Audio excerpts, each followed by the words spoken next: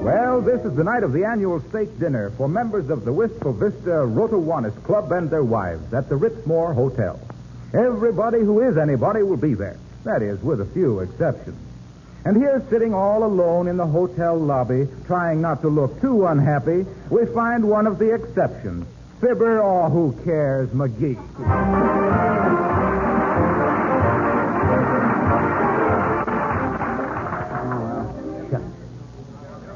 What do I care about their dad-ratted old banquet? Sat there for 3 hours, listening to a lot of stuffed shirts, eating a tough old steak, wearing paper hats, and singing There's a Long, Long Trail of Winding. Pooh. Kid stuff. Hey, bellboy. Excuse me, sir. Are you Mr. Phillips? No, I'm Fibber McGee, Bud. But say, where's the Rotowannis banquet being held? In the Louis XIV room, the Purple Cow room, or the Elbow room?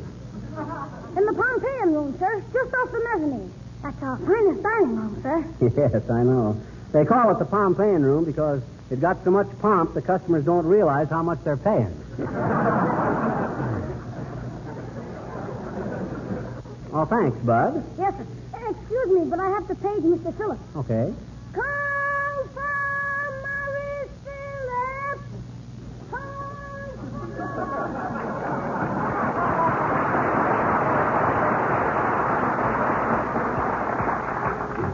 Call for Morris Phillips. Fresh kid. I should have wrote in a swift kick at the bottom of that page. Well, hello there, Fibber. Oh, hi, Harpo. What you wearing the badge for? Oh, all the Rotowannis members wear these to the banquet. Oh, it that's sort of identifies us to the other members. Oh, let's see it. All right. Harlow, call me Harpo Wilcox. I sell Johnson's Gloco. All right, very nice, ain't it? Sure. Where are you sitting, Fibber? At the speaker's table? Who, me? Well, no, I don't think I'll go, Harpo. Why? Them things kind of bore me. However, I might drop in for a minute as your guest. Oh, I'm sorry. No guests. Huh? No, just members and their wives. Oh. Sorry you can't come. You're sure missing a swell feed, boy. See you later, Fibber. Swell feed my eye. Trying to make me jealous. Oh, well, what do I care? What's a dad-ratted old banquet to me? Ishkabibble. That's what I always says, ishkabibble. Excuse me, sir. I am Mrs. Homer Gildersleeve. My husband is toastmaster of the banquet tonight. Oh. What am I supposed to do about it, sis? Sweep up the crumbs after him? Really? Our guest speaker hasn't arrived yet, and we saw you sitting here, and we thought you might be he. Well, I might be he, but I ain't him, sis. Who is he, and what's he going to talk about? Well, he's Professor Patrick Fathaway, and he's speaking on the subject of how the businessman can keep in training, or if you have a bay window, look out.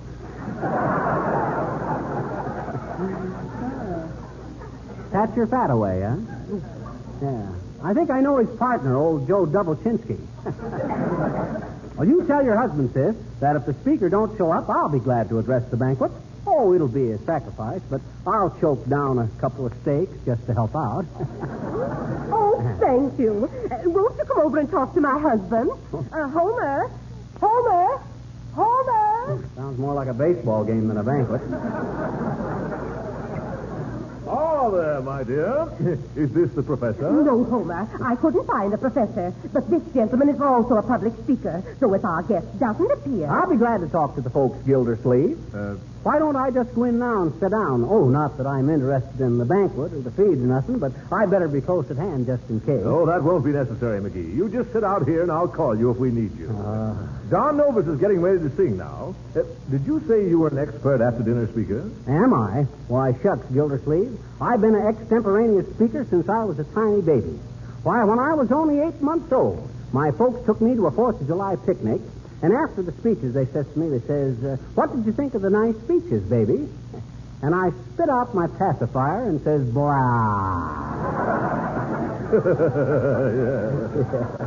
Well, that's very interesting, but So my mother turned to my Uncle Addison and says with excusable pride, my, ain't he glib, Ad?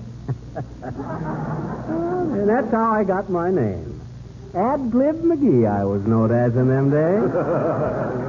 Ad Glib McGee, the gustiest guest at gay gatherings who ever got up and gave a group of giddy gals and grave grown-ups a gorgeous gob of glittering gab, getting gargantuan giggles with graceful gags, and garnering great gushes of glee with glamorous, gaudy gossip, and going great guns as the most gosh darn garrulous guy from the green grassy gullies of Gettysburg to the glorious grandeur of the Golden Gate.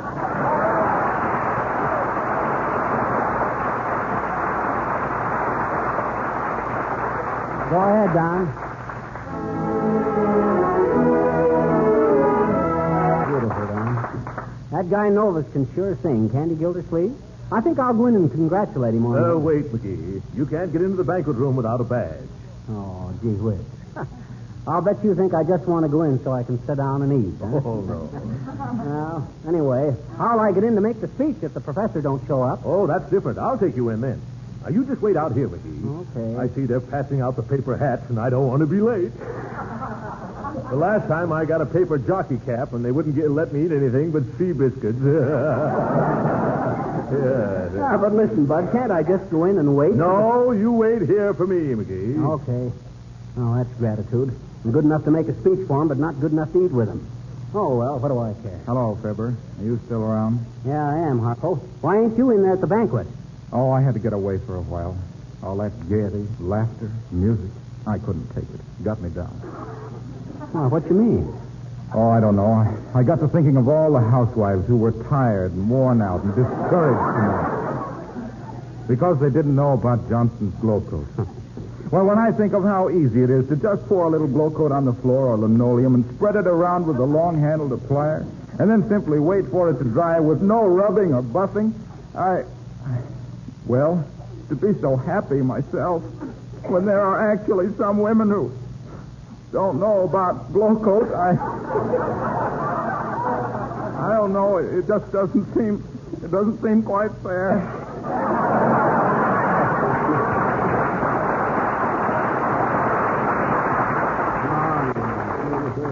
Take it easy, Harpo. Gee willikers, don't cry. Oh, gee, I'll bet my nose is all shiny. My eyes are all red. I'm sorry, Fibber. I guess I'm just an old softy. Oh, that's all right, Harpo, but you take your work too serious. You can't expect to sell every housewife on Glow Coat in one night. They'll all come to it eventually. Go on. Have a good time. Be gay. Enjoy yourself. Forget everything. Yeah, and never mind me sitting down here while you fellas are in there. Having a swell time. Eating steak. Wearing paper hats. Oh, now, Fibber, don't, please. Okay, I'm all right. You go on, Harpo. Now that we both had a good cry, we'll feel better. Okay, pal. Shake on it. Smiling through, eh?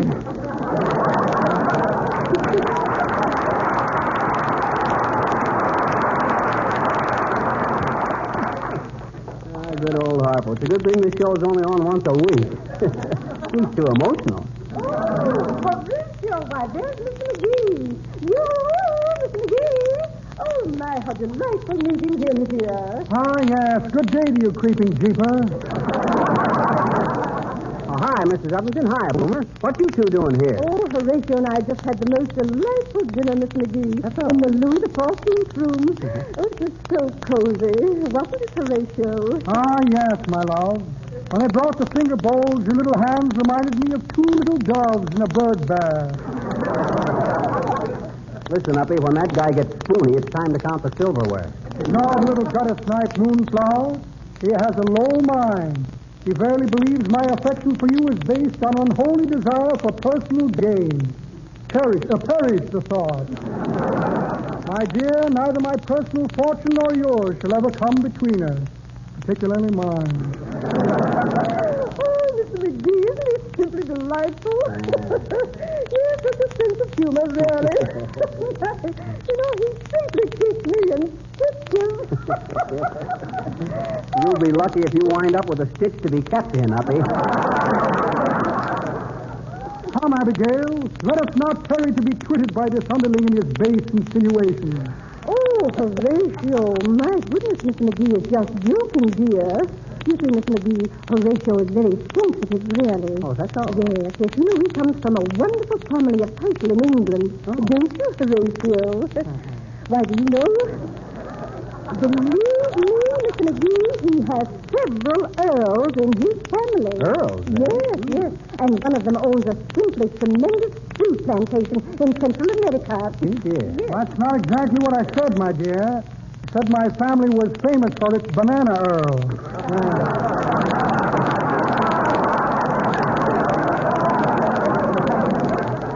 Yes. However, the Boomers are very well known in England. Certainly are. Pictures of them every place. Hanging in railroad stations, post offices, police stations. All very well known family indeed. Hardly a Boomer who hasn't been presented at court in one way or another.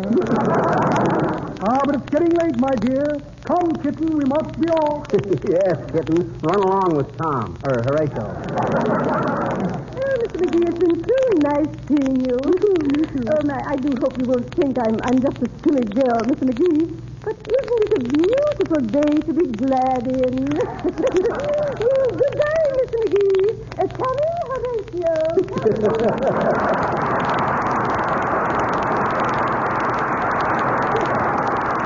Beautiful day to be glad in.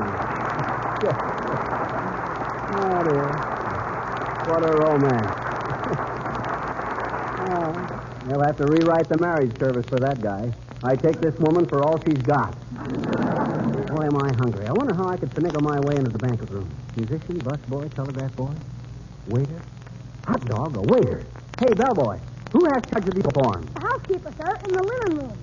Down the corridor, fourth door. Oh, thanks, Bud. If I can get her to loan me a waiter's uniform, I can pretend to be a waiter till I get it. Oh, this must be the linen room. Excuse me, sis. You the housekeeper? Oh, dear. Now what is it?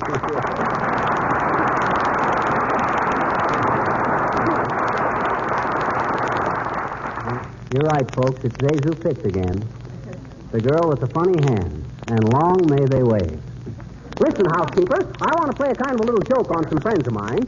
Oh, I know just the thing, mister. Huh? Did you ever see those little flowers you wear in your buttonhole that squirt water on people? That's an awful funny joke. Yeah, but that ain't what I meant by what I... The reason it's so funny is that so many people water flowers, but so few flowers water people.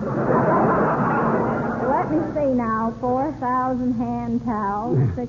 Listen, sis, I didn't mean that kind of a joke. What I want to do is crash that banquet. How about loaning me a waiter's uniform? 8,000 bath towels. What did you say, mister? A waiter's uniform.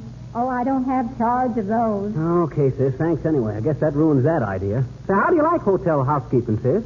You don't look very happy about it. Well, my goodness, who would be? Having to see that 450 beds are made up every morning, and me with insomnia.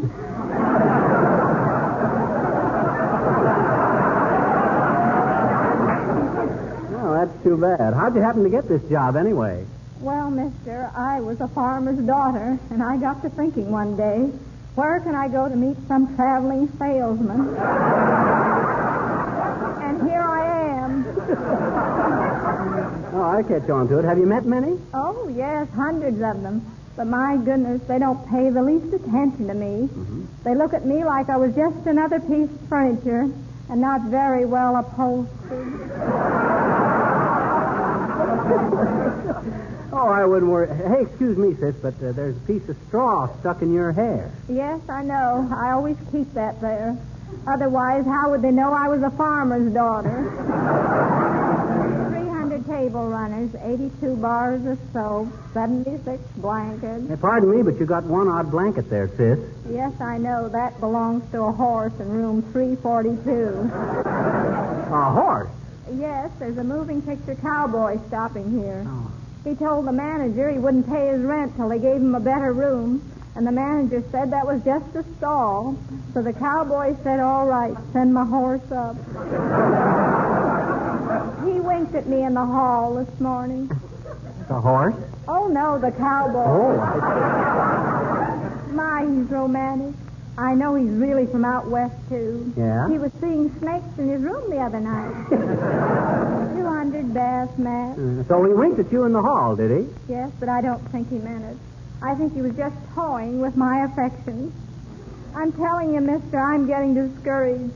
You'd think any man would be glad to have a girl who could concentrate on just him after keeping house for 900 people at once.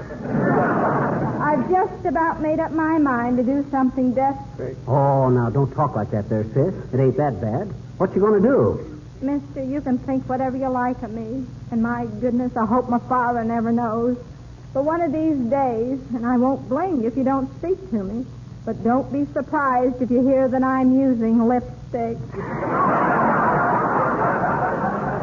Now go away, will you, mister, and leave a girl to her dreams. Okay, sis. 250 washcloths, 15 cans of Johnson's wax.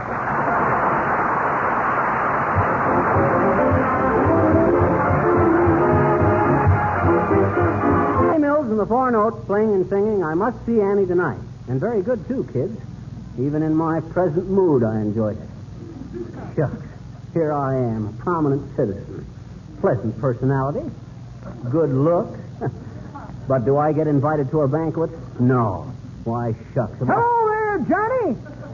What you doing around here? You one of the ones behind the Washington's birthday ball? No, I ain't, old-timer. Hey! I says, no, I ain't. The only ball I'm behind has got a big figure 8 on it.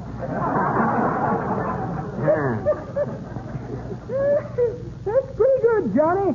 But that ain't the way I heard it.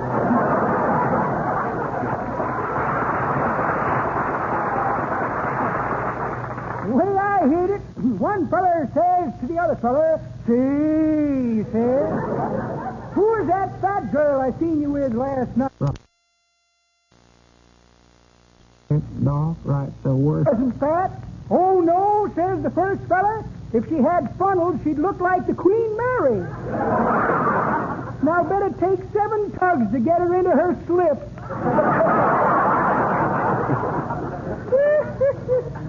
Wow, that's a good-looking gal over at the cigar counter. Wonder what she's doing tonight.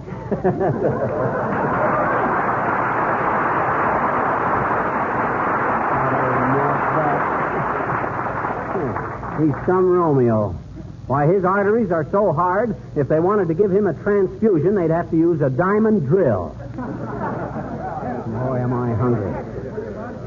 Oh, I guess there's no use hanging around here. Them selfish guys in there wouldn't give me that. Oh, there, McGee. Just the man I was looking for. Oh, yeah? Well, go butter another slice, Toastmaster. I ain't interested. But, McGee, you said if our speaker didn't show up, you would address the club. Well, he didn't come. Well, what's that got to do? Huh? Oh, okay, Bud. Let's go. Do I get a badge and a paper hat? Well, later, maybe, later. Right now, they're expecting a speech. Now, here we are, McGee. Oh. It's all right, doorman. This gentleman is with me. Oh, I'm sorry.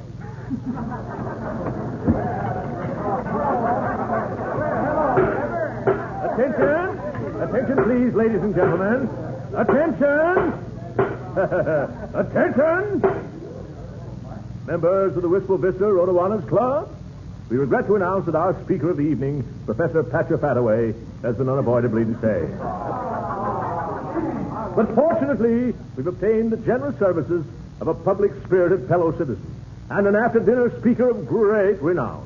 Lay off those olives, McGee. Okay, Bud.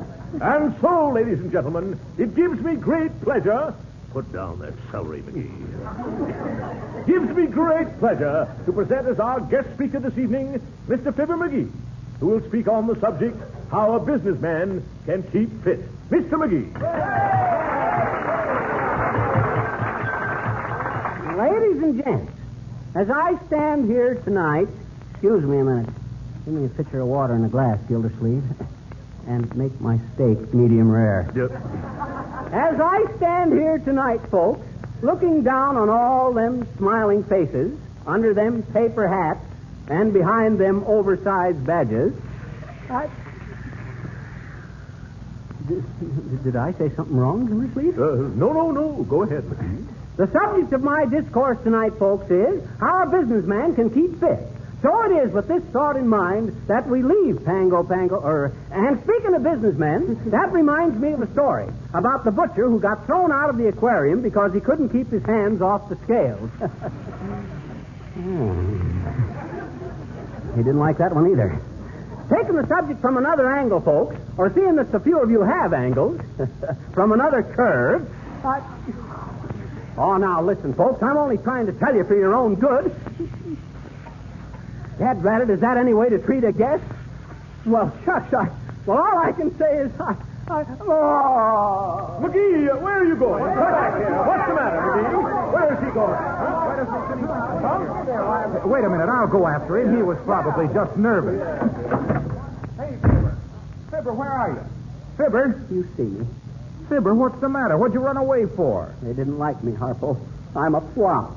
That's what I am, a flop. Oh, now, don't be like that. What gave you that idea? You heard what they did. They hissed at me. Every time I opened my mouth, somebody'd go like that there. Why, don't you know what that was? Huh? The waiters were serving sizzling steaks.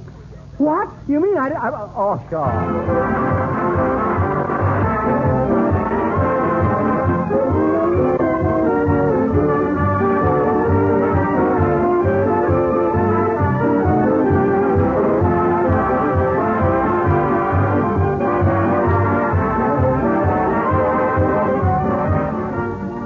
Folks, we want to thank Zezu Pitts, the farmer's daughter, for appearing with us again tonight, and we hope that sometime in the... Uh-oh. Hey, waiter, put that at my place. Them first two steaks I had were kind of tough. Good night, folks.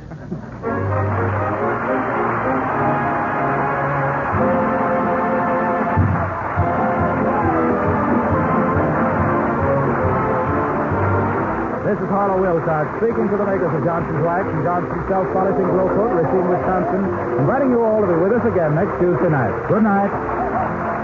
This is the National Broadcasting Company. District